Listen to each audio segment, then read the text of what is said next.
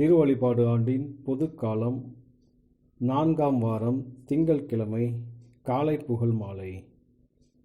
ஆண்டவரே, எங்கள் இதழ்களை திறந்தருளும், நாங்களும் உம்மை புகழ்ந்திடுவோம். தந்தைக்கும் மகனுக்கும் தூய ஆவிக்கும் ஆட்சி உண்டாவதாக. தொடக்கத்தில் இருந்தது போல் இப்போதும் எப்பொழுதும் என்றென்றும் இருப்பதாக. ஆமீன். அல்லேலூயா. அழைப்பு பல்லவியும் அழைப்பு திருப்பாடலும். ஆண்டவரில் அகமகிழ்ந்து அக்களிப்போம், மகிழ்ச்சி பண்ணிசைத்து அவரை புகழ்வோம். ஆண்டவரில் அகமகிழ்ந்து அக்களிப்போம், மகிழ்ச்சி பண்ணிசைத்து அவரை புகழ்வோம். வாருங்கள், ஆண்டவரை புகழ்ந்து பாடுங்கள். நமது மீட்பின் பாறையை போற்றி ஆர்ப்பரியுங்கள். அவர் திருமுன் நன்றியுடன் செல்வோம். புகழ் பாக்களால் அவரை போற்றி அகமகிழ்வோம். ஏனெனில் ஆண்டவர் மாண்புமிகு இறைவன், அனைத்து தெய்வங்களுக்கும் அனைத்திற்கும் மேலான பேரரசர். பூவுலகின் ஆழ்பகுதிகள் அவர் தம் கையில் உள்ளன. மலைகளின் கொடுமுடிகளும் அவருக்கே உரியன. கடலும் அவருடையதே, அவரே அதை படைத்தார். உலர்ந்த தரையையும் அவர் கைகளே உருவாக்கின. வாருங்கள், தாழ்பணிந்து அவரை தொழுவோம். நம்மை உருவாக்கிய ஆண்டவர் முன் முழந்தாளிடுவோம். அவரே நம் கடவுள், நாமோ அவரது மேய்ச்சலின் மக்கள். நாம் அவர் பேணி காக்கும் ஆடுகள். இன்று நீங்கள் அவரது குரலுக்கு செவி கொடுத்தால் எத்துணை நலம். அன்று மெரிபாவிலும் பாலை நிலத்தில் மாசாவிலும் செய்தது போல் உங்கள் இதயத்தை கடினப்படுத்தி கொள்ளாதீர்கள். அங்கே உங்கள் மூதாதையர் என்னை சோதித்தனர். என் செயல்களை கண்டிருந்தும் என்னை சோதித்து பார்த்தனர். 40 ஆண்டளவாய் அந்த தலைமுறை எனக்கு வெறுப்பூட்டியதால் நான் உரைத்தது. அவர்கள் உறுதியற்ற உள்ளம் கொண்ட மக்கள், என் வழிகளை அறியாதவர்கள். எனவே நான் சினமுற்று, நான் அளிக்கும் இளைப்பாற்றியின் நாட்டிற்குள் நுழையவே மாட்டார்கள் என்று ஆணையிட்டு கூறினேன். தந்தைக்கும் மகனுக்கும் தூய ஆவிக்கும் ஆட்சி உண்டாவதாக. தொடக்கத்தில் இருந்தது போல் இப்போதும் எப்பொழுதும் என்றென்றும் இருப்பதாக. ஆண்டவரில் அகமகிழ்ந்து அக்களிப்போம், மகிழ்ச்சி பண்ணிசைத்து அவரை புகழ்வோம். ஆண்டவரில் அகமகிழ்ந்து அக்களிப்போம், மகிழ்ச்சி பண்ணிசைத்து அவரை புகழ்வோம். பாசுரம். சிறந்த ஒளியை அளிப்பவரே, இறந்தது இரவின் காலமிதோ, பிறந்தது மீண்டும் புது பகலே. பரந்தவும் பரிவினை புகழ்கிறோம், உலகின் உண்மை ஒளி நீரே. சில கால் ஒளிர்ந்து மறைகின்ற பலவகை விண்மீன் போலன்று, நிலையாய் ஒளிரும் பேரொளி நீரே. பகலவன் தனினும் ஒளி மிகுந்தோய், பகலும் ஒளியும் நீர்தாமே. அகத்துள் எமக்கு ஒளி பொழிந்து, அகையிருள் அகல செய்வீரே. அடங்கா எம் உடல் இச்சைகளை திடமிகு கற்பினால் தோற்கடிப்பீர். தூய எம் உடலை ஆவியால் நிரப்பி, கோவிலாய் இதை நீர் மாற்றிடுவீர். கிறிஸ்துவே, உமக்கும் தந்தைக்கும் ஆறுதல் அளிக்கும் ஆவியாருக்கும் பேரரசு ஓற்றும் மூவருக்கும் ஈரில்லா புகழ் எக்காலமுமே. ஆமேன். ஆண்டவரே, காலைதோறும் உமது பேரன்பால் எங்களுக்கு நிறைவளியும். ஆண்டவரே, காலைதோறும் உமது பேரன்பால் எங்களுக்கு நிறைவளியும். என் தலைவரே, தலைமுறை தோறும் நீரே எங்கள் புகலிடமாய் உள்ளீர். மலைகள் தோன்றும் முன்பே நிலத்தையும் உலகையும் நீ உருவாக்கும் முன்பே ஊழி காலமாய் உள்ள இறைவன் நீரே. மனிதரை புழுதிக்கு திரும்பிட செய்கின்றே, மானிடரை மீண்டும் புழுதியாகுங்கள் என்கின்றே. ஏனெனில் 1000 ஆண்டுகள் கடந்து போன நேற்றைய நாள் போலவும் இரவின் ஒரு சாமம் போலவும் உம் பார்வையில் உள்ளன. வெள்ளமென மானிடரை நீ வாரி கொண்டு செல்கின்றீர். வைகரையில் மறைந்துவிடும் கனவு போலவும் செழித்து முளைக்கும் புல் போலவும் அவர்கள் ஆவார்கள். காலையில் அது தளிர்த்து பூத்து குலுங்கும், மாலையில் அது வாடி காய்ந்து போகும். உமது சினத்தால் நாங்கள் அழிந்து போகின்றோம், உமது சீற்றத்தால் நாங்கள் திகைப்படைகின்றோம். எம் குற்றங்களை உம் கண்முன் நிறுத்தினீர், மறைவான எம் பாவங்களை உம் திருமுக ஒளிமுன் வைத்தீர். எங்கள் அனைத்து வாழ்நாட்களும் உமது சினத்தால் முடிவுக்கு வந்துவிட்டன. எங்கள் ஆண்டுகள் பெருமூச்சென கழிந்து விட்டன. எங்கள் வாழ்நாள் 70 ஆண்டுகளை, வலிமை மிகுந்தோருக்கு 80. அவற்றில் பெரும்பகுதியோ துன்பமும் துயரவுமே. அவை விரைவில் கடந்து விடுகின்றன, நாங்களும் பறந்து விடுகின்றோம். உமது சினத்தின் வலிமையை உணர்பவர் யார்? உமது கடும் சீற்றத்திற்கு அஞ்சுபவர் யார்? எங்கள் வாழ்நாட்களை கணிக்க எங்களுக்கு கற்பியும். ஞானமிகு உள்ளத்தை அப்பொழுது பெற்றிடுவோம். ஆண்டவரே, திரும்பி வாரும். எத்தனை காலம் இந்நிலை? உம் ஊழியருக்கு இரக்கம் காட்டும்.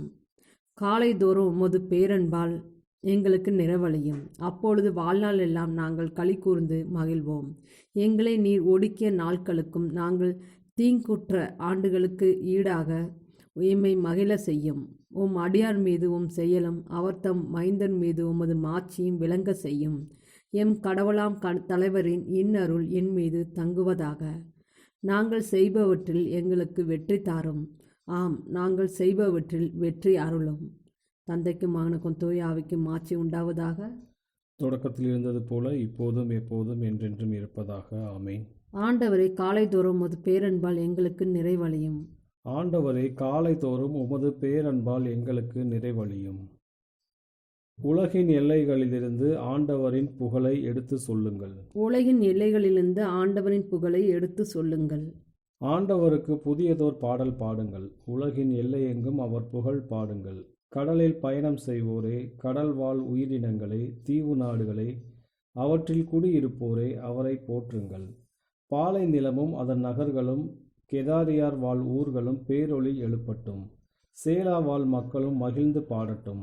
மலைகளின் உச்சியிலிருந்து அவர்கள் ஆர்ப்பரிக்கட்டும். அவர்கள் ஆண்டவருக்கு மாட்சி அளிப்பார்கள்.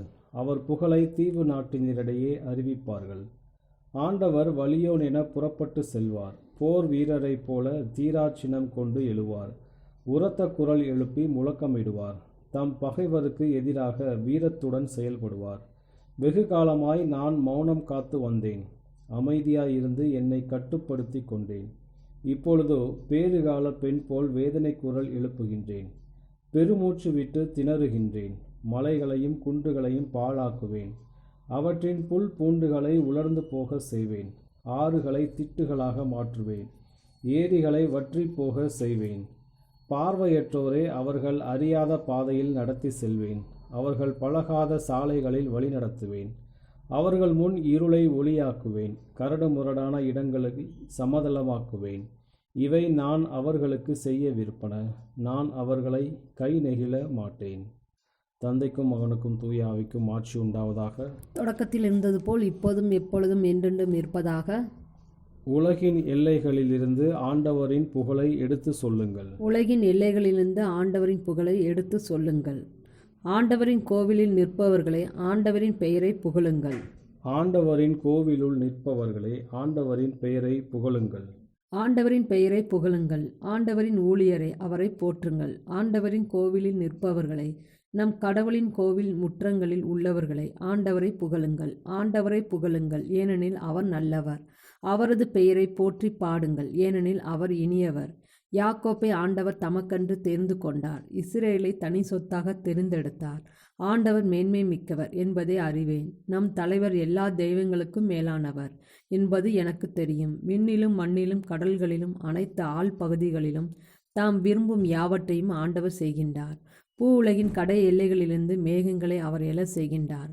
மழை பெய்யும்படி மின்னலை உண்டாக்குகின்றார். காற்றை தம் கிடங்குகளிலிருந்து வெளிவர செய்கின்றார். எகிப்தியரின் தலைப்பெயர்களை அவர் தாக்கினார். மனிதர் கால்நடைகளின் தலைப்பெயர்களை அவர் அளித்தார். எகிப்து நாடே, உன் நடுவில் பார்வோனையும் அவனுடைய எல்லா ஊழியர்களையும் தண்டிக்குமாறு அடையாளங்களையும் அருள் செயல்களையும் அவர் நிகழ செய்தார். பல்வேறு இனத்தவரை அவர் தாக்கினார். வலிமை வாய்ந்த மன்னர்களை அவர் கொன்றார். எமோரியரின் மன்னனாகிய சீகோனையும் பாசானின் மன்னனாகிய ஓகையும் கானானின் எல்லா அரசுகளையும் அளித்தார். அவர்கள் நாட்டை தம் மக்களாகிய இஸ்ரேலுக்கு உரிமை சொத்தாக சொந்த உடைமையாக கொடுத்தார். தந்தைக்கும் மகனுக்கும் தூய ஆவிக்கும் மாட்சி உண்டாவதாக. தொடக்கத்தில் இருந்தது போல இப்போதும் எப்போதும் என்றென்றும் இருப்பதாக. ஆமேன். ஆண்டவரின் கோவிலில் நிற்பவர்களை, ஆண்டவரின் பெயரை புகழுங்கள். ஆண்டவரின் கோவிலுள் நிற்பவர்களே, ஆண்டவரின் பெயரை புகழுங்கள். யூதித் நூலிலிருந்து வாசகம். நம் கடவுளாகிய ஆண்டவருக்கு நன்றி செலுத்துவோம். ஏனெனில் நம் மூதாதையரை அவர் சோதித்தது போல் நம்மையும் சோதிக்கிறார். அவர் ஆபிரகாமுக்கு என்ன செய்தார் என்பதையும், யாக்கோப் தம் தாய்மாமன் லாபானின் ஆடுகளை வட மெசபொத்தாமியாவில் மேய்த்து கொண்டிருந்த போது அவருக்கு என்ன நிகழ்ந்தது என்பதையும் எண்ணி பாருங்கள். ஆண்டவரின் அருள்வாக்கு. இறைவனுக்கு நன்றி. நேர்மையாளர்களை ஆண்டவரில் அகமகிழுங்கள், ஏனெனில் நேரிய உள்ளத்தோர் அவரை புகழ்வது தகுமே. நேர்மையாளர்களை ஆண்டவரில் அகமகிழுங்கள், ஏனெனில் நேரிய உள்ளத்தோர் அவரை புகழ்வது தகுமே. அவருக்கு புதியதொரு பாடலை பாடுங்கள். நேர்மையாளர்களை ஆண்டவரில் அகமகிழுங்கள், ஏனெனில் நேரிய உள்ளத்தோர் அவரை புகழ்வது தகுமே. முதல் வாசகம். தெசலோனிக்கு எழுதிய முதல் திருமுகத்திலிருந்து வாசகம். கடவுளின் வார்த்தையை நீங்கள் எங்களிடம் கேட்டபோது அதை மனித வார்த்தையாக அல்ல, கடவுளின் வார்த்தையாகவே ஏற்றுக்கொண்டீர்கள். இதற்காக நாங்கள் கடவுளுக்கு இடைவிடாது நன்றி கூறுகிறோம். உண்மையாகவே அது கடவுளுடைய வார்த்தைதான். அதுவே நம்பிக்கை கொண்ட உங்களில் செயலாற்றுகிறது. சகோதர சகோதரிகளே, இயேசு கிறிஸ்துவில் உறவில் யூதாவில் வாழும் கடவுளின் சபைகளுக்கு நேர்ந்தது போலவே உங்களுக்கும் நேர்ந்தது. யூதர்களால் அவர்கள் துன்புறுத்தப்பட்டது போலவே நீங்களும் உங்கள் சொந்த இனத்தாரால் துன்புறுத்தப்பட்டீர்கள். அந்த யூதரே ஆண்டவராகிய இயேசுவையும் இறைவாக்கினரையும் கொன்றார்கள், எங்களையும் துரத்தி விட்டார்கள். அவர்கள் கடவுளுக்கு உகந்தவர்கள் அல்ல, மனித இனத்திற்கே எதிரிகள். ஏனெனில் பிற இனத்தார் மீட்பு பெறுமாறு நாங்கள் அவர்களிடம் பேசுவதை தடுக்கிறார்கள். இவ்வாறு அவர்கள் தங்கள் பாவங்களை என்றும் பெருக்கிக் கொண்டே போகிறார்கள். இறுதியில் கடவுளின் சினம் அவர்கள் மேல் வந்துவிட்டது. அன்பர்களே, நாங்கள் உள்ளத்தால் அல்ல, உடலால் மட்டுமே உங்களை விட்டு சிறிது காலம் பிரிந்து தவித்தோம். உங்கள் முகத்தை காண பேராவலோடு ஏங்கியிருந்தோம். ஆகையால் நாங்கள் உங்களிடம் வர விரும்பினோம். அதிலும் பவுலாகிய நான் ஒரு முறை அல்ல, இருமுறை உங்களிடம் வர திட்டமிட்டேன். ஆனால் சாத்தான் எங்களை தடுத்து விட்டான். நம் ஆண்டவர் இயேசுவின் வருகையின் போது அவர் முன் உங்களைத்தானே நாங்கள் எதிர்நோக்கி இருக்கப் போகிறோம். நீங்கள் தானே எங்களுக்கு மகிழ்ச்சியும் பெருமையோடு சூடப்போகும் வெற்றி வாகையுமாய் இருக்கப் போகிறீர்கள். உங்களைத் தவிர வேறு யார் இருக்க முடியும்? ஆம், உங்களால் தான் எங்களுக்கு பெருமையும் மகிழ்ச்சியும் கிடைக்கும். ஆகவே இந்த பிரிவை எங்களால் தாங்க முடியாமல் போனதால் நாங்கள் ஏதென்சு நகரில் தனிமையாக இருக்க முடிவு செய்தோம். நம் சகோதரரும் கிறிஸ்துவை பற்றிய நற்செய்தியை அறிவிக்கும் கடவுளின் உடன் உழைப்பாளருமாகிய தீமோத்தேயுவையும் உங்களிடம் அனுப்பினோம். நீங்கள் படும் துன்பங்களால் எவரும் மனம் தளர்ந்து போகாதவாறு உங்கள் நம்பிக்கையை உறுதிப்படுத்தி உங்களை ஊக்குவிக்க அவரை அனுப்பினோம். துன்பங்கள் வந்தே தீரும் என்பது உங்களுக்கு தெரியும்.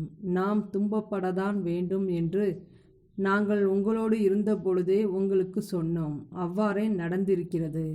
இதுவும் உங்களுக்கு தெரியும். ஆகவே நமது பிரிவை தாங்க முடியாமல் உங்கள் நம்பிக்கையை பற்றி அறிந்து கொள்ள தீமோத்தேயுவை அனுப்பினோம். ஏனெனில் சோதிப்பவன் உங்களை சோதனைக்கு உட்படுத்தி விட்டானோ என்றும் அதனால் எங்கள் உழைப்பு வீணாகி விட்டதோ என்றும் அஞ்சினேன்.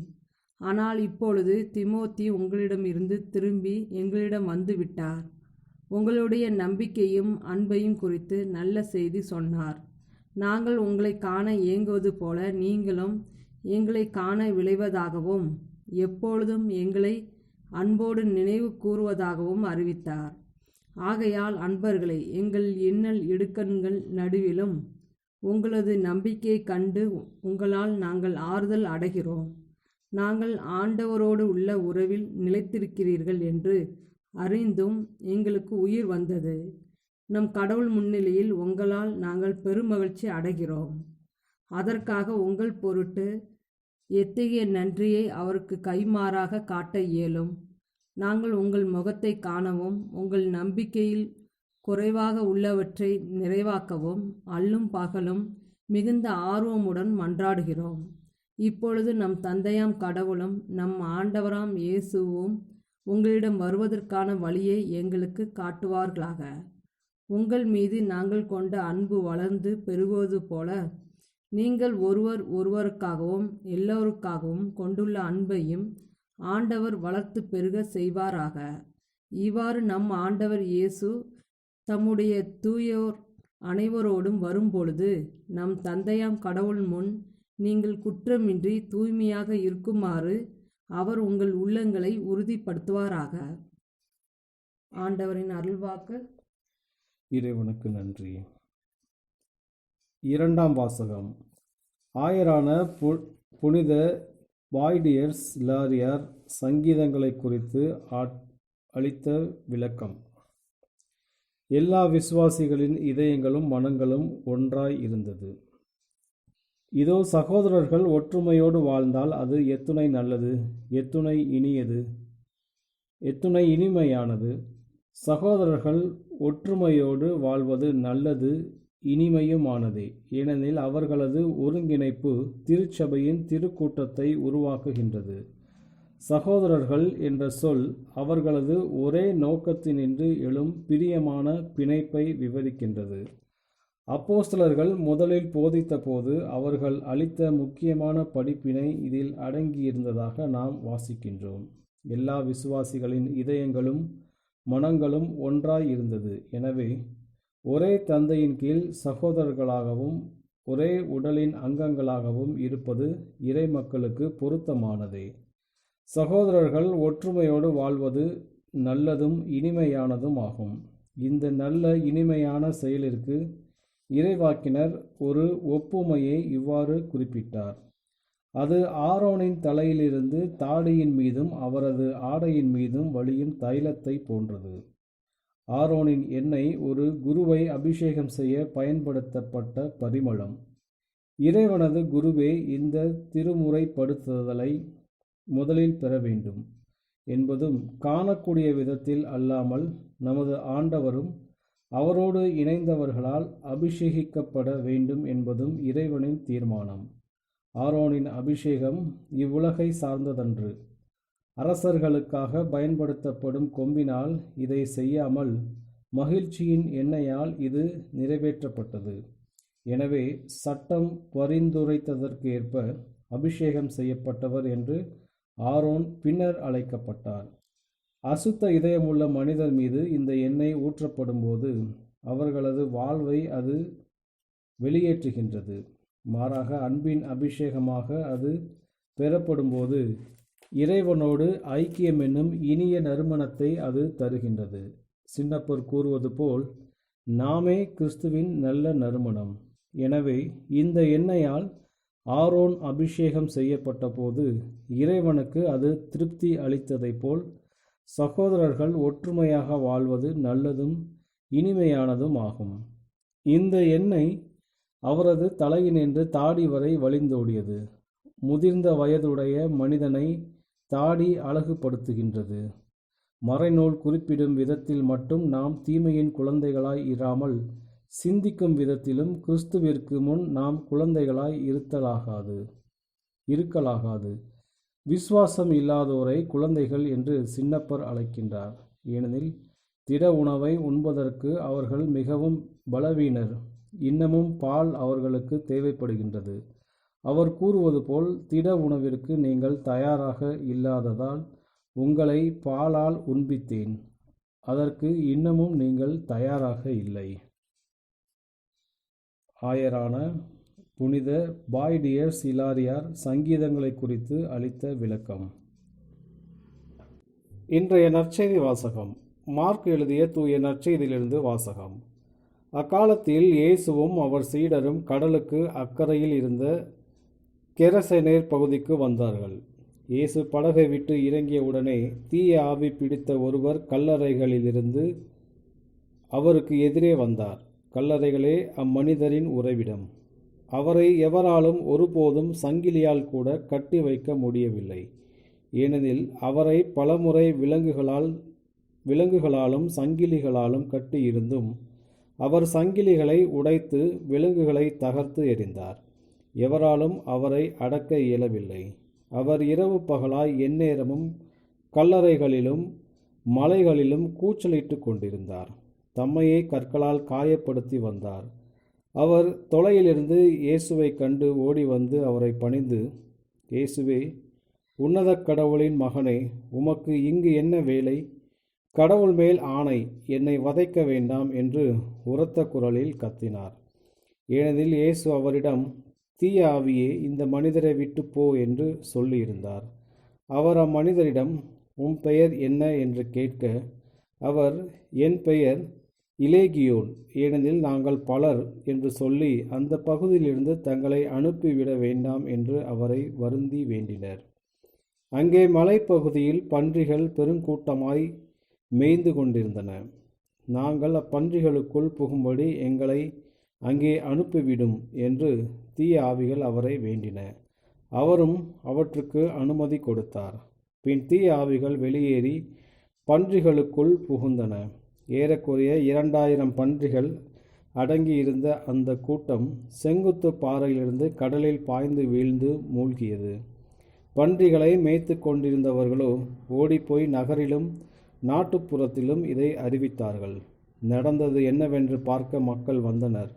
அவர்கள் இயேசுவிடம் வந்தபோது பேய் பிடித்திருந்தவர், அதாவது இலேகியோன் பிடித்திருந்த அவர் ஆடை அணிந்து அறிவு தெளிவுடன் அமர்ந்திருப்பதைக் கண்டு அச்சமுற்றார்கள். நடந்ததை பார்த்தவர்கள் பேய் பிடித்தவருக்கும் பன்றிகளுக்கும் நேரிட்டதை அவர்களுக்கு எடுத்துரைத்தார்கள். அப்பொழுது அவர்கள் தங்கள் பகுதியை விட்டு போய்விடுமாறு இயேசுவை வேண்டிக் கொண்டார்கள். அவர் படகில் ஏறியதும் பேய் பிடித்திருந்தவர் தாமும் அவரோடு இருக்க வேண்டும் என்று அவரை வேண்டிக் கொண்டார். ஆனால் அதற்கு இசையாமல் அவரை பார்த்து, உமது வீட்டிற்கு போய் ஆண்டவர் உம்மீது இரக்கம் கொண்டு உமக்கு செய்ததையெல்லாம் உம் உறவினருக்கு அறிவியும் என்றார். அவர் சென்று இயேசு தமக்கு செய்ததையெல்லாம் தெக்கப்போலி நாட்டில் அறிவித்து வந்தார். அனைவரும் வியப்புற்றனர். ஆண்டவரின் அருள்வாக்கு. கிறிஸ்துவே உமக்கு புகழ். சக்கரியாவின் பாடலும் முன்மொழியும். ஆண்டவர் போற்றப்படுவாராக, ஏனெனில் அவர் தம் மக்களை தேடி வந்து விடுவித்தருளினார். ஆண்டவர் போற்றப்படுவாராக, ஏனெனில் அவர் தம் மக்களை தேடி வந்து விடுவித்தருளினார். இஸ்ரேலின் கடவுளாகிய ஆண்டவரை போற்றுவோம், ஏனெனில் அவர் தம் மக்களை தேடி வந்து விடுவித்தருளினார். தம் தூய இறைவாக்கினர் வாயினால் தொடக்கம் முதல் அவர் மொழிந்தபடியே அவர் தம் ஊழியராகிய தாவீதின் குடும்பத்தில் வல்லமையுடைய மீட்பர் ஒருவர் நமக்காக தோன்ற செய்தார். நம் பகைவரிடமிருந்தும் நம்மை வெறுப்போர் அனைவரின் பிடியிலிருந்தும் நம்மை மீட்பார். அவர் நம் மூதாதையருக்கு இரக்கம் காட்டி தமது தூய உடன்படிக்கையையும் நம் தந்தையாகிய ஆபிரகாமுக்கு அவரிட்ட ஆணையையும் நிறைவேற்ற நினைவு கூர்ந்தார். இவ்வாறு நாம் பகைவரின் பிடியிலிருந்து விடுவிக்கப்பட்டு தூய்மையோடும் நேர்மையோடும் வாழ்நாளெல்லாம் அச்சமின்றி அவர் திருமுன் பணி செய்யுமாறு வழிவகுத்தார். குழந்தாய், நீ உன்னத கடவுளின் இறைவாக்கினர் எனப்படுவாய், ஏனெனில் பாவ மன்னிப்பால் வரும் மீட்பை அவர் தம் மக்களுக்கு அறிவித்து ஆண்டவருக்கான வழியை செம்மைப்படுத்த அவர் முன்னே செல்வாய். இருளிலும் இறப்பின் பிடியிலும் இருப்போருக்கு ஒளி தரவும் நம்முடைய கால்களை அமைதி வழியில் நடக்கச் செய்யவும் நம் கடவுளின் பரிவுள்ளத்தாலும் இரக்கத்தாலும் விண்ணிலிருந்து விடியல் நம்மை தேடி வருகிறது. தந்தைக்கும் மகனுக்கும் தூய ஆவிக்கும் ஆட்சி உண்டாவதாக. தொடக்கத்தில் இருந்தது போல் இப்போதும் எப்பொழுதும் என்றென்றும் இருப்பதாக. ஆண்டவர் போற்றப்படுவாராக, ஏனெனில் அவர் தம் மக்களை தேடி வந்து விடுவித்தருளினார். ஆண்டவர் போற்றப்படுவாராக, ஏனெனில் அவர் தம் மக்களை தேடி வந்து விடுவித்தருளினார். மன்றாட்டுகள். எல்லாம் வல்ல தந்தையே, விண்ணகம் உமது மேன்மையை கொள்ள இயலாது. இருப்பினும் உம் மகன் வழியாக நாங்கள் சொல்ல கற்றுக்கொண்டதாவது, தந்தையே உமது ஆட்சி வருக. உம் பிள்ளைகளாகிய நாங்கள் உம்மை புகழ்கிறோம். எல்லா மக்களின் உள்ளங்களிலும் உம் திருப்பெயர் தூயது என போற்றப்படுவதாக. தந்தையே உமது ஆட்சி வருக. இன்று நாங்கள் விண்ணகத்தின் மீது கொண்ட நம்பிக்கையை வாழ உதவியருளும். இவ்வுலகில் உம் திருவுளத்தை நிறைவேற்ற எங்களை தயார் செய்தருளும். தந்தையே உமது ஆட்சி வருக. நீர் எங்கள் குற்றங்களை மன்னிக்கிறீர், அதுபோல இந்நாளில் நாங்கள் பிறருடைய குற்றங்களை மன்னிக்கும் மனதிடனை தாரும். தந்தையே உமது ஆட்சி வருக. தந்தையே, எங்கள் சோதனைகளில் எங்களோடு இருந்தருளும், நாங்கள் உம்மை விட்டு பிரிய விடாதையும். தந்தையே உமது ஆட்சி வருக. நம்முடைய தனிப்பட்ட மன்றாட்டுகள். ஆண்டவரின் இறைவேண்டல். விண்ணுலகில் இருக்கிற எங்கள் தந்தையே, உமது பெயர் தூயது என போற்றப்பெறுக. உமது ஆட்சி வருக. உமது திருவுளம் விண்ணுலகில் நிறைவேறுவது போல மண்ணுலகிலும் நிறைவேறுக. எங்கள் அன்றாட உணவை இன்று எங்களுக்கு தாரும். எங்களுக்கு எதிராக குற்றம் செய்வோரை நாங்கள் மன்னிப்பது போல எங்கள் குற்றங்களை மன்னியும். எங்களை சோதனைக்கு உட்படுத்தாதையும், தீமையிலிருந்து எங்களை விடுவித்தருளும். கிறிஸ்துவின் சமாதானம் உம் ஆன்மாவோடு இருப்பதாக. இறுதி மன்றாட்டு. கடவுளாகிய ஆண்டவரே, பூமியை கை கொண்டு அதனை பயிரிடுமாறு மனிதனிடம் அதனை ஒப்படைத்தீர். அவர்களுடைய நன்மைக்காக கதிரவனையும் ஒளிர செய்தீர். உமது மாட்சிக்காகவும் எங்களை அடுத்திருப்போரின் நலன்களுக்காகவும் நாங்கள் நம்பிக்கையுடன் பணிபுரிய எங்களுக்கு இன்று உமது அருளை தந்தருளும். உம்மோடு தூய ஆவியின் ஒன்றிப்பில் இறைவனாய் என்றென்றும் வாழ்ந்து ஆட்சி செய்கின்ற எங்கள் ஆண்டவரும் உமது திருமகனுமாகிய இயேசு கிறிஸ்து வழியாக உம்மை மன்றாடுகிறோம். ஆமீன். ஆண்டவர் நம்மை ஆசீர்வதித்து தீமைகள் அனைத்திலிருந்து பாதுகாத்து நிலை வாழ்வுக்கு அழைத்துச் செல்வாராக. ஆமீன்.